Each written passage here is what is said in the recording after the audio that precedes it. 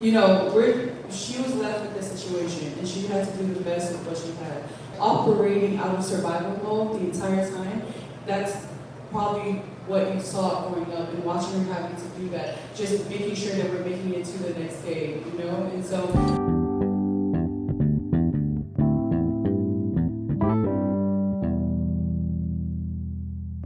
I love that you recognize the things that you will take with you and the things that you know that is necessary. Like you said, you had big feelings. And so it was important for you, looking back, knowing, for those things to be addressed, for you to feel, for you to have that safe space to be able to express yourself, and for those feelings to be validated, especially from your nurturer, the person who's taking care of you. And you do such a great job with that. I see it with all your babies, and I see even when they're upset, and you get down on your knees and you're talking to them on their level and letting them know that you're there for that big feeling. Let's talk through what we're feeling right now. And I see that you're definitely walking in the change that you want to see for your kids. So thank you for being that example, because even without you knowing, I take so much from your interactions with the children, not just yours, but all the children. And I learned so much from your interactions with them. So, and thank you to your mom too, because she played a big role in who you are as a mother today. And even, Ricky, you sharing about your father, how he was such a big influence. And we see that today in everything that you're doing. You're a go-getter, and if there's a problem, you're going to fix it, you're going to figure out how to fix it. And I see that in you carry that strength with you. And I think, your father would be so proud to see the woman that you are today, and just see the way that you carry yourself, and even taking this time to honor him in that way. Thank you for sharing that, because that experience is true to you. And a lot of our listeners, I'm sure, can resonate with that experience as well, having their fathers that role, a significant role in their life.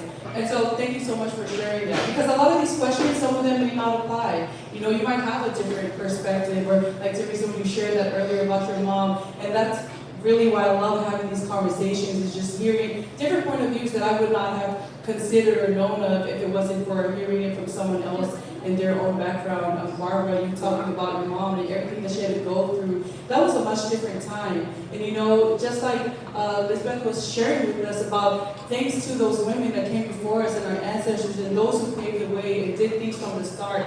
And if anything, the constant here, the constant theme in the story is change. Your mom doing all of those things from the person she chose to love, like right from the start, and doing all those things and saying, this is who I am, this is who I'm going to be regardless. And all of our moms doing that for us and setting the tone really for us so that we can walk in that path. And so something that I'm doing different, as a child of immigrants, my parents migrated here. I was 13 when we came here to America.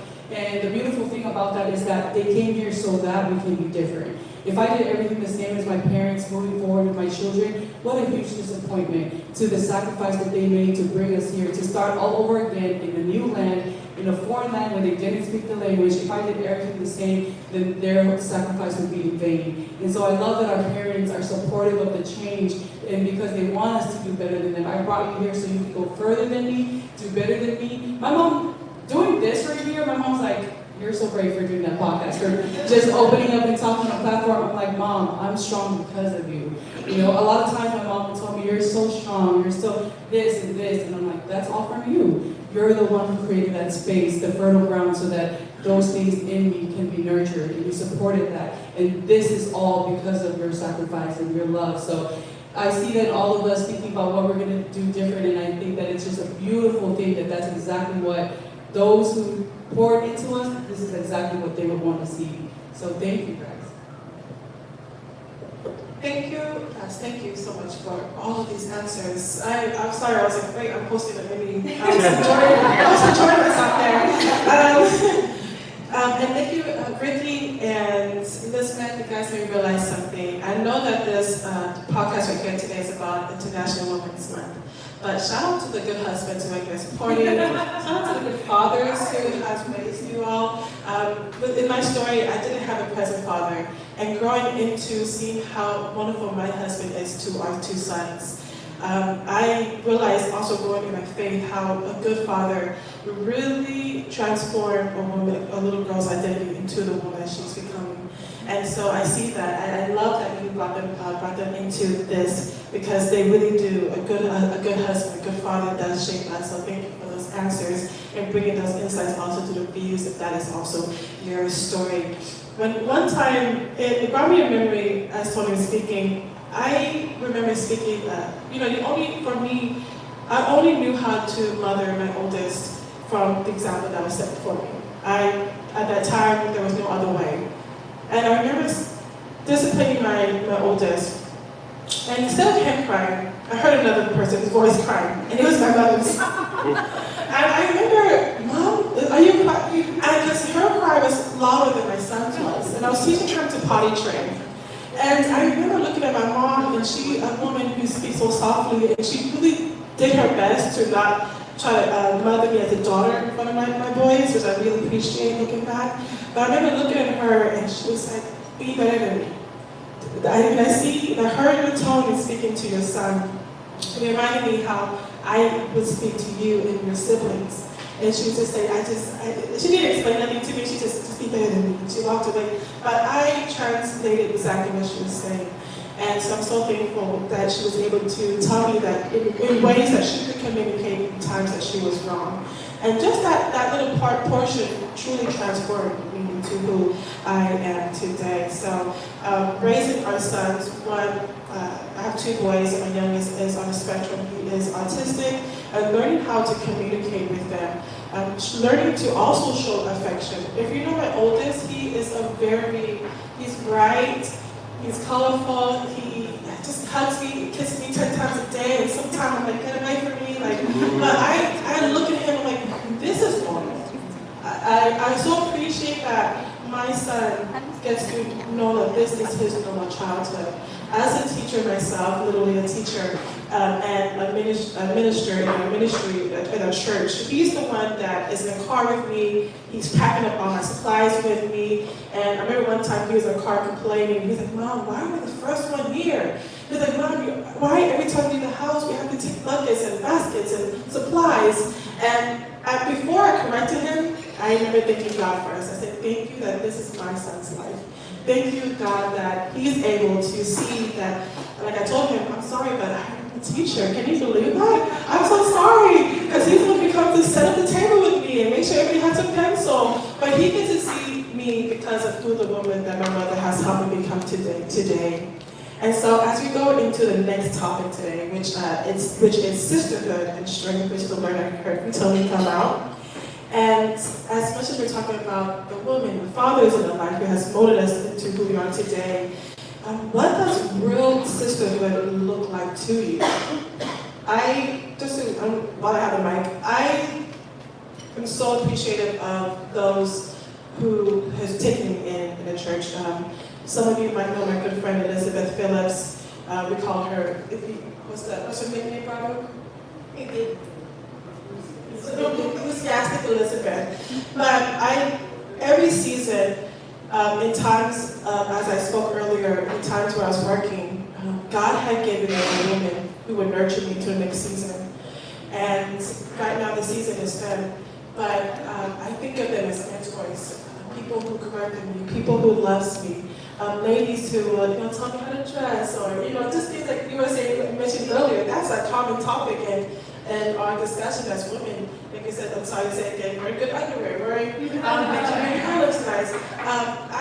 Because my mother and I wasn't as close growing up, hearing these things truly helped me, again, transform into who I am today. So yes, I'm going to open this panel of questions to you as what does real sisterhood look like for you today?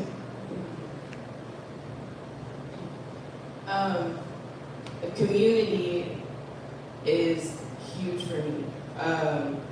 Sisterhood is community. It's community within each other, but it's also being very vulnerable. I remember a time I was doing hair and lash extensions from home.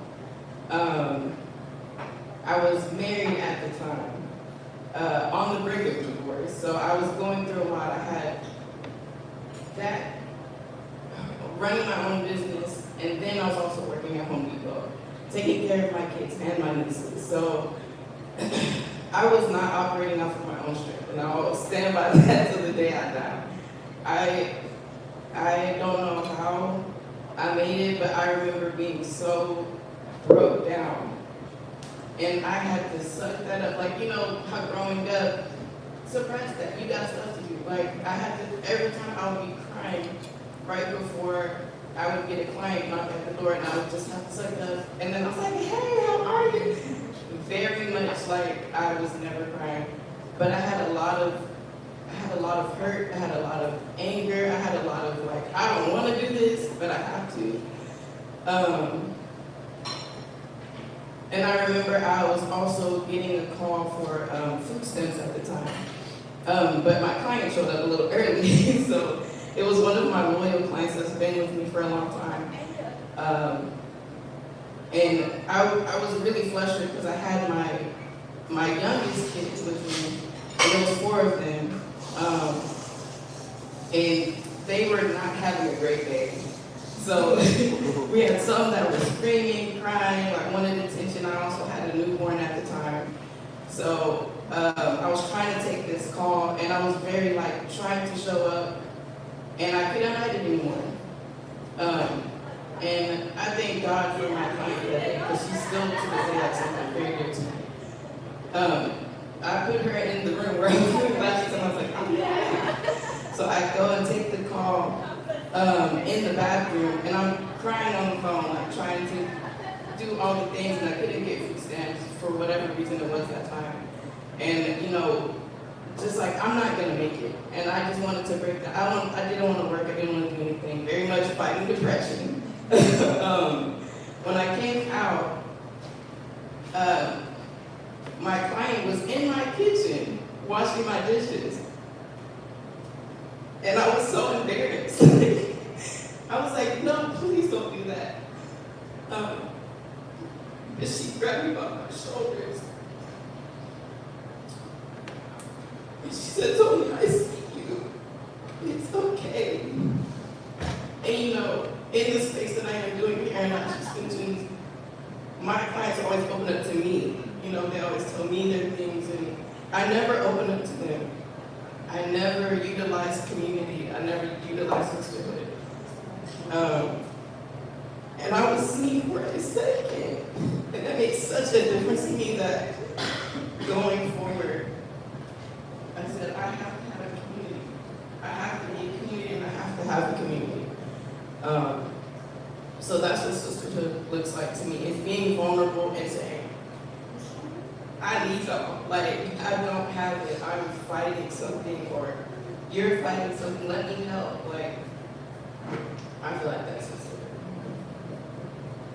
So I moved here from Illinois about 13 years ago for my husband's job with a 6-month-old. And knowing I had to change jobs because I was working remote. And so I knew somebody, like one person in Frisco or something. And she had little kids too. So it's like I didn't have a community. We didn't have a church that we felt safe at. I knew some people from work, but I didn't feel comfortable using them as crutches. And so, you know, I didn't know that I was depressed. I say that, like, yeah. But I say, like, when I moved here, I tell people that live here, I'm like, you know, I think the South is a little bit more accepting about medication than Illinois, because, like, my OB did not ask the right questions. And so I went on another, like, 2 years inside my own head, and everything was terrible inside my head, everything outside it was fine. Didn't know that I had that intense anxiety and depression, postpartum depression, until I had my second child 2 years later. And at that point, I was able to get some medication to make me feel like a human again. Yeah, I was like, I didn't realize I was so crazy. And then I started, you know, knowing that I needed to do something to change the situation so I could support. And so, like, and to this day, I still have these really good 30 friends that are local, that we all moved here at the same time from various different locations with kids in the same age, and we didn't know anybody. And they all were like on a Facebook group and said, is anybody interested in joining a book club? I'm like, sure, I don't even care if I like book or read or whatever. And I showed up like 4 weeks postpartum at this thing, probably looking like hell, and just wanted to make friends. And I still have very good friends from that group, and we're like we get to the point where it's like, I will come over, bring you, medication because your husband is traveling and you have kids and you can't leave the house. And, I will come and I will help you launch your business and I will help you to support others. And so we've kind of become our own family, our own community family. And they are very strong women and taught me that you can reach out beyond what your expectations are. You can own your business and do something different. And, just because your family lives 2,000 miles away doesn't mean you can't make it your own family. And so we really had to do that locally to be able to survive and make it through infants and toddlers and tweens and things like that too. So I connect with you a lot, well, with both of you. I think the sense of we're strong, and I'm strong, and like I need to hold it together. I don't know if it's a woman thing, I don't want to say that, but at least like, it's a pattern that I see. When I hear my friends and I see myself, it's a lot of sticking together, and just go for it. So that I definitely connect with, and asking for help. I think for me has been hard to learn to be vulnerable, as you said, but more than that, it's really asking for help. It's saying, just get your ego down. Like you don't, like it's your internal ego fighting that you can do everything. No, like I just need help and I just need like someone to talk to. I had the same experience when we moved here, 2019. Joe's family, my husband's family, they're from Michigan, and they live there. And my family, they're from Mexico, Monterrey, they live there. So we came, and he was like, okay, we're young, we didn't have kids at the time, we're gonna build this amazing community of friends and come here. And we were like, okay, you're my friend, I'm your friend, and we're forever, like you're my sister, my brother, my everything.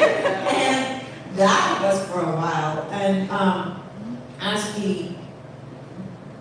I got pregnant and again pregnant, like having kids, I need more, right? Like I need a friend to talk about these kids, and I don't want to overwhelm my husband all the time because it's okay, but sometimes it's not okay. And I'm so grateful when we moved to the community that we live right now.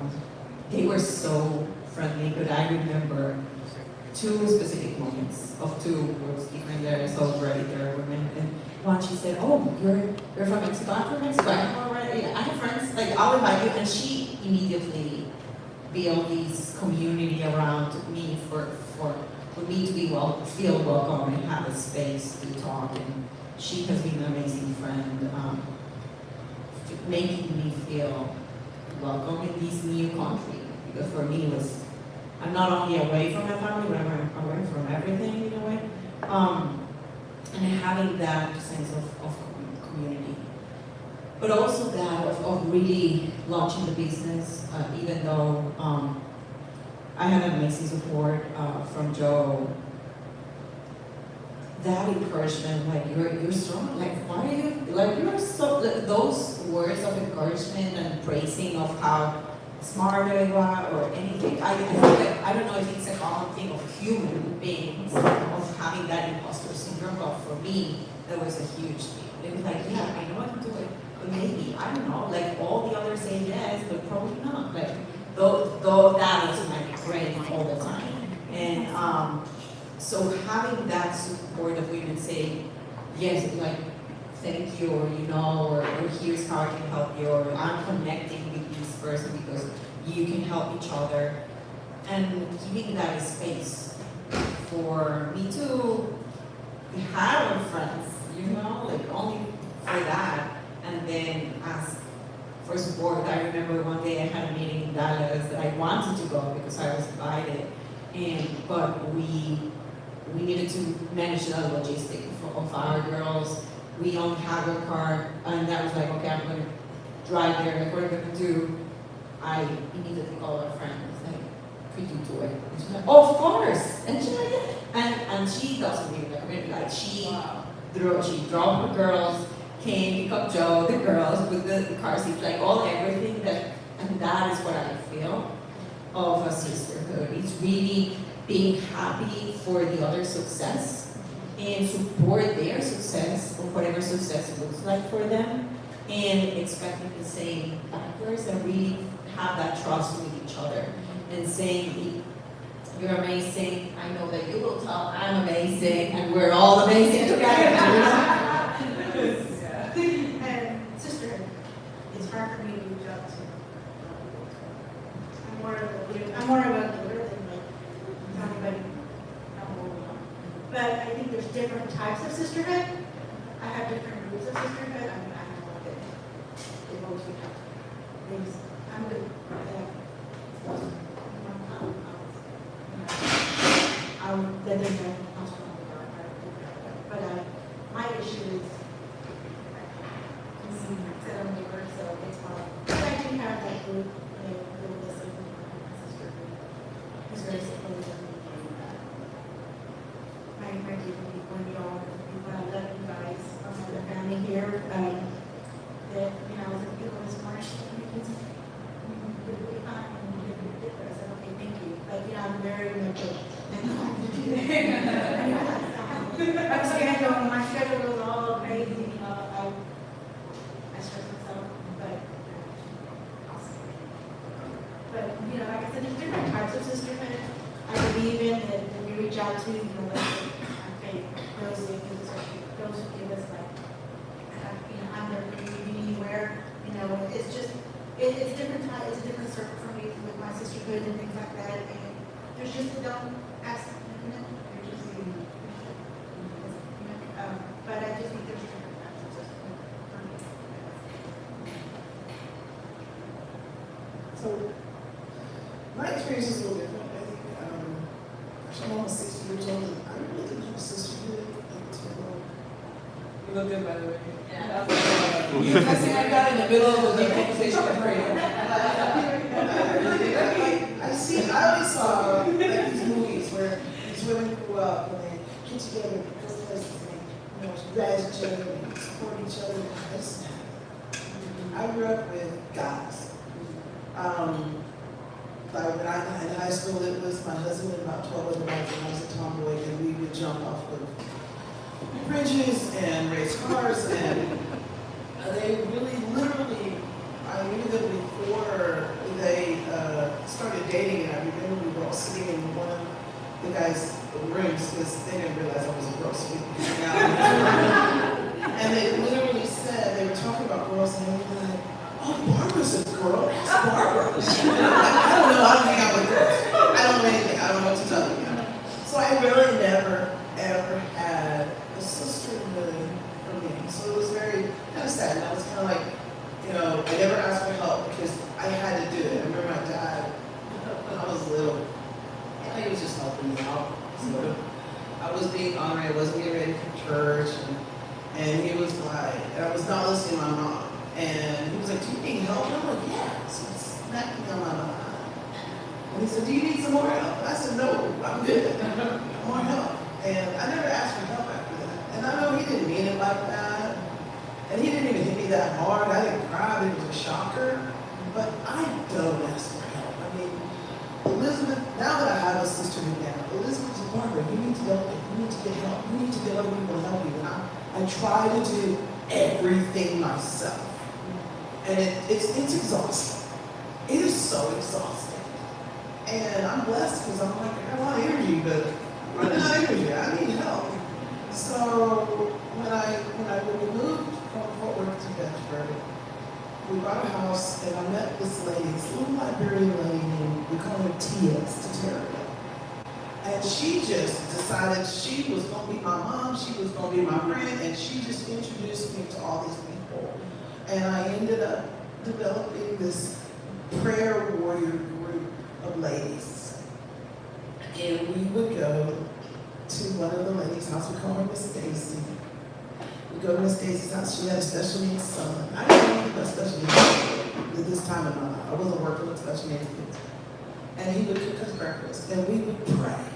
And all these ladies would come in, and we would, I never prayed like that before. We would just, whatever was going on in your life, we would just pray, and we would pray, and it was, and they just knew how to pray. I didn't know, I was learning. I was grew up in the church, but pray, please don't let anybody ask me to pray, please don't let me ask me to pray. Don't ask me to pray in public. And I learned how to pray, and I learned that there were women who love you and can support you when you are down, and when your husband's out of work, and when you're working 3-4 jobs, and you know, there's women who come and they just show up, and they just say, it's okay, you can do this, we're here for you. And I started looking, like you said, there's different groups of sister groups, right? Right now, you know, in my business, you know, we met Elizabeth, and she just jumps in and she just brings all these ladies together, and having that mentor has meant so much of a difference. The lady who I inherited my company from, Darlene Hollingsworth, she was like a sister to me. She wasn't like my boss. She was like my sister. And we would fuss, and I never had anybody I could fuss with. Like, usually if I have friends, it was like, oh, don't say anything to make them upset. Well, that's not really sisterhood, is it? You can't fuss with that person. You're worried you're going to upset them. That's not really that freedom. Me and her, she was my boss. We would fuss at each other, but we always were done. We were always okay at the end. It was like, you say what you got to say, I say what I got to say, and we're back to being normal. And it was so wonderful to have that freedom to just be yourself. And, you know, and I can only be myself to a certain degree. She's still my boss, right? So there was still that cap, you know, I go off. It was wonderful. So I think that it's so important that whoever's listening, when you seek that sister, you seek, you know, you may find it in church, you may find it through schools, you may find it, but look for someone who you can connect with, who you can just tell them how you feel, and they, like you said, support you when good things happen. And they support you when bad things happen. You know, the few girls I might have had friends with, you know, I don't think they were too happy when good things happen. They were kind of like, well, I'm so glad for you. But, you know, maybe I wish it happened to me. You know, so not everybody is going to be happy for you when you have success. So you have to be careful who those people are that you pull into your circle. But there are people who can do that, you know. And I think you have to show up for them, because I'm like you, I like to give. I like to show up for people. People call me and they tell me all their problems, and I love that. I want to support you, but I don't really have too much. You know, you gotta keep it. So I'm grateful for this panel. I'm grateful for you ladies because you helped me realize, you know, it's okay to be vulnerable. It's okay to let go and just be yourself. You know, not always be. Always be looking perfect. You don't have to do that all the time. And so. If I may add, okay, to that before the other question, that's an amazing thing that, as you said, you've been working probably, I don't know how many of you, but we've been working for other women. And that leadership, like I'm so grateful, my boss is now my friend, and that is how us now as business owners, we support, we can support others as well. I just want to put that because praise to the leaders that they have women learning from you. You're an amazing example and that huge responsibility as well. So, but that is the direct way of being an amazing sister and believe that sisterhood in the proper way. I don't know what to say proper way, but in a way that can drive and make us all continue the chain of prosperity. So, it's not that. Yes, thank you. Women in the workspaces, like you were just saying, I think that that's a very beautiful thing and needed thing also, working under a woman. I know I worked with my dad in carpentry, and through his business we built so many things together, and right now our current job, we're building a pergola and wraparound deck around this above ground pool. And so the customer wants rods in between the pergola so she can hang her curtains and things like that. And so yesterday we were putting it up, and I was talking to my brother, and I was telling him, hey, when you put up those curtains, make sure that the tag is facing the inside, not the outside, so that it's facing that way. The customer happened to come out, she was like, I love having a woman on the team. Exactly, because, you know, women in spaces, even in men-dominant spaces, is a real helpful thing, and it's important to have. And so when she said that, I was like, you're so right. Because this boy would have put those tags all kind of ways. Yeah, right. He knows how to build a deck, but those tags would have got him. So, yes, that's very true. For me, myself, I grew up, I have two sisters, and so all of our life, my father was in Bible school, and my parents were missionaries in the early part of my life, and so that meant we moved around a lot. And because we moved around a lot, all we had was each other. So a large part of my life was spent in the same room because every household we were in, we shared the same room, one bedroom. And a lot of my life and a lot of the things that have shaped me today come from the conversations, the fights, and the times that we had sharing that space together. And I think one cool thing about sharing a space with your siblings growing up is because you never go through anything alone. Like, you're fighting with your boyfriend, guess what? Your sister heard the conversation. You know, you're crying under your blanket, yeah, turn on the light, we're gonna have a talk right now. And so those are the things that, you know, just growing up, that was my experience, is that I never went through anything alone. My sisters saw what I was going through, I saw what they were going through, and we were always there. Whether you wanted it or not, we were there to help support you or to get you through this thing and move on. And so that has always been my experience. And that's also a reason why we built this platform in the first place, what Anna said podcast, was because through traveling everywhere, we've seen how important that community and that sisterhood is.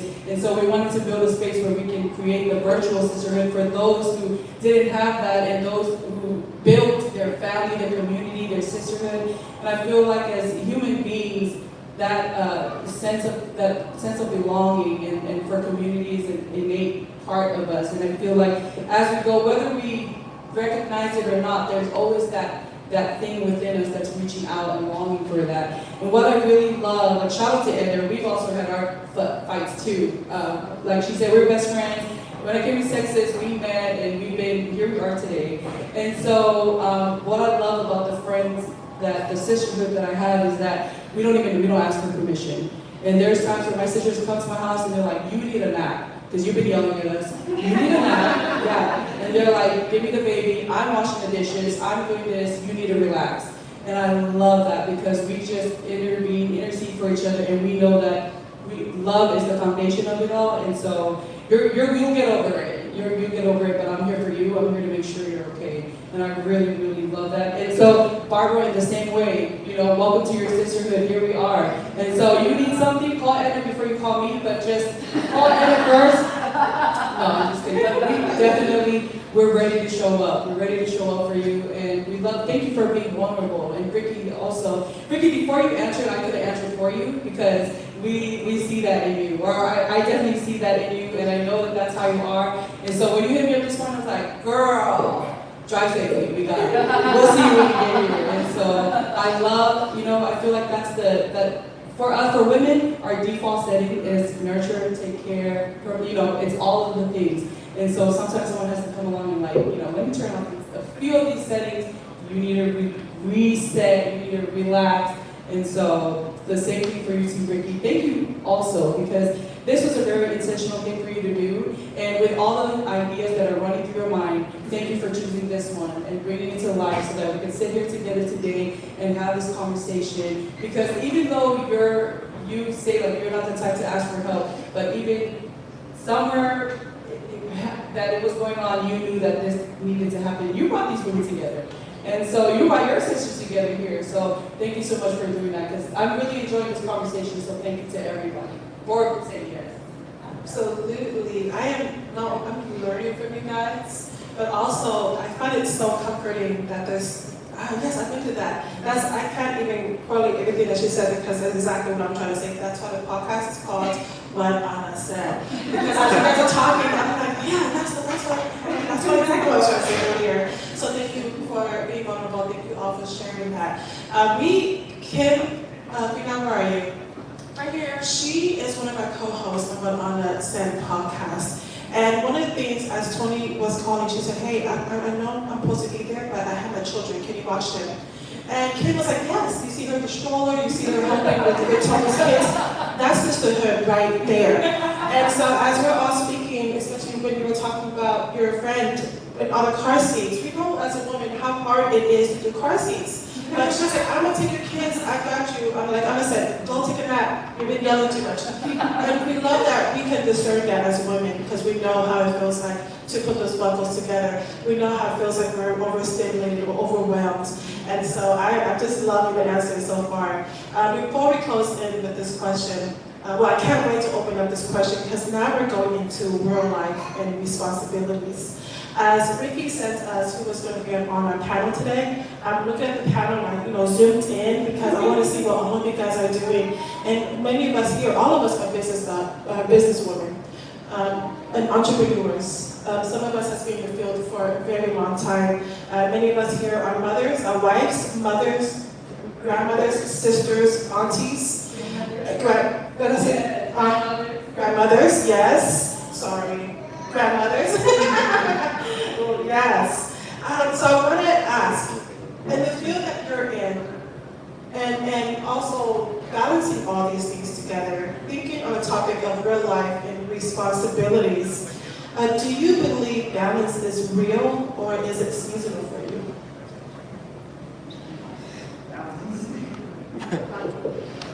Balance is totally seasonal, I think, because at some time in your business, well, just an example, with the clubhouse, we just had a big gala, right? During that time, you're constantly working and you just focus. And I'm like, family, y'all gotta think for yourselves here. I'm gonna do some meals here and put them in the freezer, and then you guys grab what you can. Family is important, but sometimes for at least a short period of time, you have to put your business first a little bit. I think for me, it's hard to rest. Like, I don't rest. I wake up at 3 a.m. almost every morning and go to bed at like 9, 10, 11 o'clock sometimes. So I don't rest. I'm learning that. So I think having that, what's the question again? Balance is real, right? I think balance is real. You need it. Do we do it? Probably not. But I think it can be seasonal. I think it can be seasonal. When you have those times to be able to get away. When we had our exchange student last year, we went to Galveston. We got to rest and I got to hang out on the beach. So I got to do it occasionally, but I think it's better if you have some kind of a season. I'd like to learn more. Maybe someone else has more to say about that, about how to create that balance. I think it's vital, but I may not do it. Mine is seasonal, very seasonal, because my brain is just always going on. But then sometimes I'm learning to rest first. Just have it. If not, there's days where I'm sick and I'm in a hurry. And I'm home all weekend. And I'm not home all weekend. What's going on? I mean, right? I'm going, but that's and I push myself. But it's very seasonal to me because I'm so down. I mean, I can get it next week because your brain's just, I stop, I'm going to do that. I'm going to finish this thing. You want to rest, you want to, but it's just, it's not very I just enjoy how nothing is stable. I love that. I'm learning, but I love it this year. I think I'm working on finding that it's okay. Just let it it's reminding me another podcast in Spanish. If someone wants to listen to it, I'll send it. But they were talking about that. Like sometimes work-life balance is kind of tricky because what is that? What does even that look like for a specific person? And sometimes you need to give 80% at work and 20% at home, or sometimes you need to do 80% at home or 50% to yourself, and then the other you can break it down there. So it depends on where you're at. And I'm trying to learn that is the life balance for me and for our family. There are going to be weeks that we might need to do 80-20. or I might need to do 80, and then Joe's 20, and then I 20, he's 80, like that is trying to find a way of like, this is the balance, but being mindful that it's not steady. It will never be 50-50, and it's okay. Like, that is the balance that I want. I think sometimes you need help, sometimes you give help, sometimes, and so nothing is steady. I think that would be a very utopic to think about, like, oh, everything stays. Nothing stays the same. We're talking about change. We're talking about, we're always changing all the time. Every day we're getting wiser. I'm not gonna say older, we're getting wiser. So I think it's part of that, and that's how I'm trying to see it. These years, so I'm learning. I only 3 months trying to practice that, but I think we're good. For me, balance is just real, because right now I probably have about 8 plates spinning. Right now. I'm actually having a garage sale at my house right now. Did y'all know that? Yes, it is open. So, not only do I have my Mary Kay, I have a florist, children's sale. So yes, my plates are spinning it all around me. So, balance is not seasonal because it never changes. My plates are just always spinning. So it's just finding that kind of balance as to each one. I mean, I've got grandkids at my house this weekend too. So, and I'm babysitting. Oh, did y'all know that? I'm babysitting. I'm not up with you. So yes, it's just finding that balance and knowing that it's got to be done. So. One thing that was taught to me through I guess it was kind of like I don't know. Anyway, it was teaching us how to build a business the God's way. Shout out to Faith Hustle, they really taught me a lot. But one thing one of the men said, he said, there is really no such thing as like work-life balance. It's more harmonious. It's a harmony. So like you were saying, there's times where you're gonna have to push more towards business, and everybody gotta understand at home, we doing microwave, oven, air fryer. We're gonna have to substitute because this needs more attention right now, but I'm not neglecting y'all. And then there's times where you gotta say, work is doing what it gotta do, but I need to take care of my family. And nothing has to get neglected. It's just the attention on where you put what, at what times is necessary. And it's a harmony. And that goes along with sisterhood too. Like having people that recognize like, oh, she has to push more towards your business. So let me go ahead and help more with the kids or, things like that. So I feel like, I guess it is balanced and seasonal.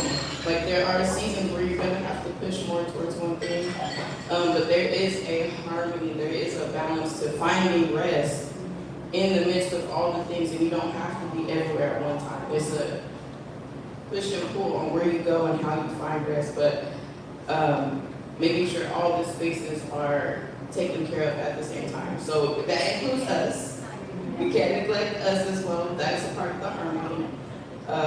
So yes, I feel like work-life balance is seasonal and it is balanced. Yeah, I think it exists. For me, I have to manufacture the balance. So it's like carefully monitoring my calendar and blocking things out so certain people don't see this, or because like Suzette, I can list all the things that I'm doing other than my job and being a parent, but I also have to be there for, and so I know that as somebody who's naturally an introvert, I know that there are times that I need to back off and give myself space, and I can't feel bad about not playing with my kids or whatever at that moment. Like, I need to go recharge.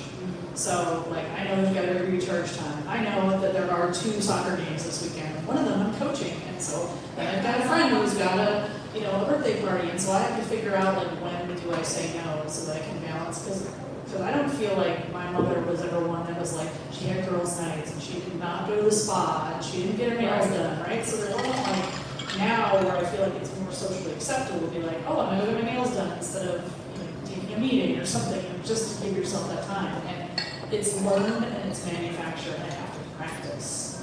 Because it's not something that I'm like, oh yeah, every day at 3 o'clock, everything shuts down and it's all just family. So I have to manufacture triggers for myself to remember to do that. One more thing that really struck me was what you said was that also with the work-life balance, there's also, for me, the spiritual side of it that's important. That, I spend time with God in the morning, every morning. And I think it's really made a huge difference in finding that time for work-life balance. I can put God first. And I think sometimes we forget that. We get busy. And I don't do it all the time. I try to do it most days. And I find that those days when I start out in the morning and I'm not thinking about all the stuff I need to do, but I say, oh, stop, let's go to the God, let's talk to him first about what we gotta do. I find that the day goes better. I find that I'm more focused, I'm less stressed. And those days where I just, I'm gonna get out the door and I don't do it, it's more, it feels like the day's heavier. And so that was just, I just wanted to remember that it's something I do pretty much on a daily basis. I'm up early and I'm either reading my Bible or listening to some kind of Bible something or praying or something. And I think it makes a huge difference for me. Thank you, Barbara, for sharing that. That's something that resonates with me too. Just getting plugged back into the source. Because as women, doing everything you're juggling, those eight things that you're doing right now on top of the babysitting, you have a garage sale going on. First of all, thank you so much for spending time in the babysitting. I'm sure you had that set up already, so for you to be here, it just speaks to the multiple things that you have going on. So thank you. And just hearing what everybody, like Ricky said, the thoughts are going nonstop. And so, Barbara, you're just speaking to the thing that sustains us as we're being drained and we're having all these things to do, to going back to the source for our sustenance and spending that time with God. And I really identify with that too, because just looking at all the things in my life, and just really understanding the purpose that these things were given to me, or these tasks, these responsibilities, and the things that I take on. And I truly believe that once you understand your purpose, it gives meaning to the things you do. And not only that, but it also prioritizes the things you do. One of the things, the biggest things that I have said all my life, I tell my kids, everybody at work, I really hate to waste time. And I know as business women, you guys understand the same thing. I hate wasting words and I hate wasting time. And so if I'm going to be doing something, it's because I want to do it. It's because there's a purpose here, and that it's serving others, and that I'm making sure I'm maximizing my potential, whatever it is. I'm not wasting time in this thing. So that's one thing that my family and my children really understand, is that, hey, mama's doing this thing and it's taking 80% this week, but I don't do anything that wastes time. And everything that we do is building us up, building something up, building people up. And so they know that whether it's 80, 20, 15, 100% of the time, this is for us. This is a group effort for all of us. And so they really understand that. And purpose really gives me the border, it really defines the spaces for the things I'm in. So, I already know if I'm going to give too much to this or not give too much to this, because purpose has already protected me from giving more than I should. And so that's the thing that I really believe, is that purpose protects character, it protects vision, and it also gives meaning to everything that we're doing. So just like this podcast here, we might sit here for the next 5 hours, but this is the important thing. People need to hear this, not just for today, because this is, the internet is forever. And so how beautiful it would be for our children to grow up and then look back at this episode and say, hey, look at what my mom was saying and what she verbally committed to doing for me as a child, and now I'm a mom, or whatever it is, however the ripple effect of what this can do for somebody, this is worth it to me, worth spending this moment with you ladies. So thank you so much. Absolutely, thank you so much, every last one of you. One of the things that we say a lot is our families are our first missionary, and so going into business all of a sudden 2 years ago, as someone who was a perfectionist, I really had a hard time feeling like I was neglecting my family as I would drive away. So like, yes, time is so important because it's taken away from my family. So anything that I'm doing, I need to make sure that it's going to benefit my family.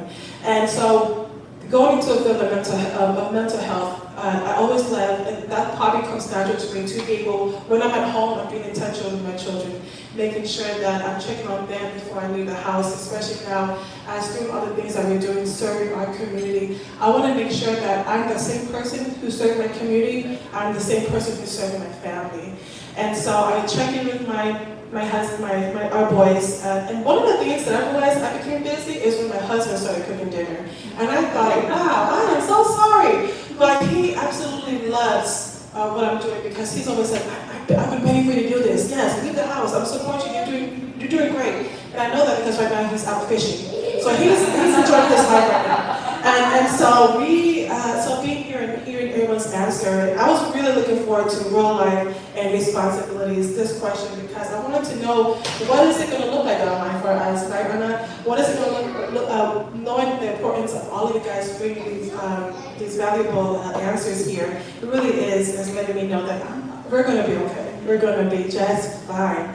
And so thank you for those who have been joining us on live. And if you're still here, we want to make sure that before you leave, that we leave a message with you. And those who are in the audience who are staying here with us for this long. And so ladies, like Anna said, everything that we're going to say is going to be on the internet forever. And so, no pressure. As I asked this closing question, okay? What is one thing you want women to carry with them after this conversation? That you matter. That no matter whatever's going on in life, you matter.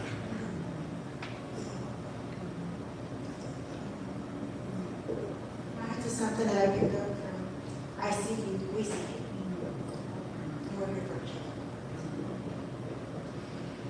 other. The only thing that came to my mind, like, as soon as you asked the question is, you got this. Like, you got this. Everything's gonna be okay. You got this. Do what you're supposed to do. And that's it. I think you got this. You got this, girl.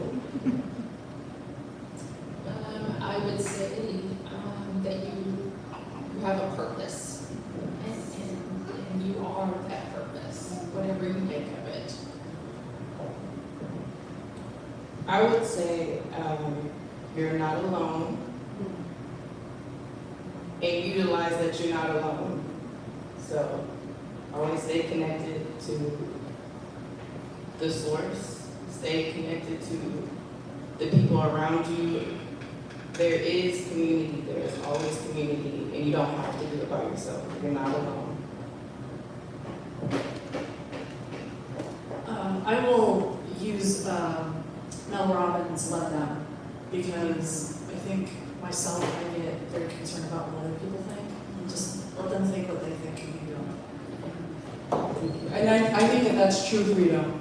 When you let whatever perceptions people have of you, and you don't work to prove them wrong or prove anything, that's true freedom. That's really beautiful. So thank you for sharing that. And thank you to everyone for the encouragement too. That's true sisterhood. You got this, you matter, we see you, you have a purpose, which I think is so beautiful, because I truly believe that you have a purpose. I think that, as a creator who created everything that we see around us and took a look around and said, you know what, we need to have a Tony, or we need to have Ricky. And so I think that, we were created with so much intention and so much purpose, and thank you for mentioning that, because I really want anyone listening to this right now to know that you have a purpose, and whatever season you're going through, maybe right now you just can't, the only thing you can do each day is wake up, and you don't even know how you're going to get to tomorrow.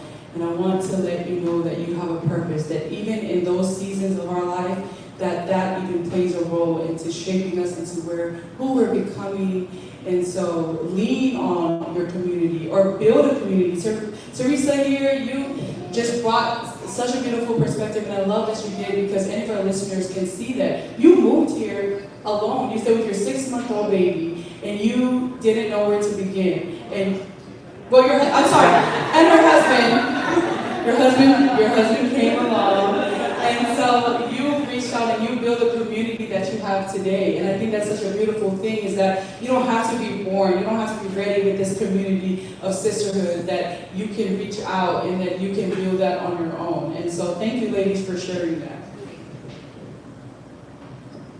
Sorry, Emma, did you answer that question? I don't want to You leave know you what, the out. reason I answer that is because every time someone answered that, I was like, that's what I'm gonna say. No, that's what I was gonna say. And then she, brought it together with purpose. If you have tuned in with us on the Honest Ed podcast, we meet here every Friday at 11:30.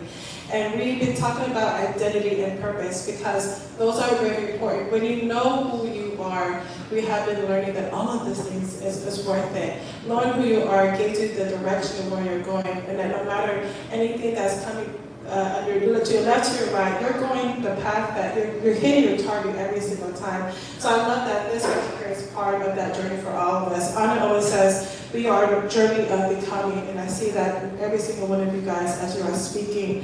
For someone like me, one of the things I would like to share is, in a sense, is that your story matters. And we always speak about your voice, being a voice for someone out there who can understand exactly what you are sharing. That is why everything that all of you guys are sharing is going to be something that anyone who is watching this can pick up and know that looks like me, that sounds like me. Representation matters. So thank you, ladies, so much for joining us here today. Yes. And thank you to everyone. We may come from different backgrounds, cultures, and different experiences, but truly hearing all of your stories today, it goes to show that the resilience, strength, and heart of a woman is something that we share across the board. And so I want to thank you guys for spending time with us today. Thank you for being vulnerable. Thank you for saying yes, even though you didn't know what you were getting yourself into. Ricky, thank you for putting this together. Dustin Morris, thank you so much for hosting us and creating a safe space for us to have an open dialogue. We love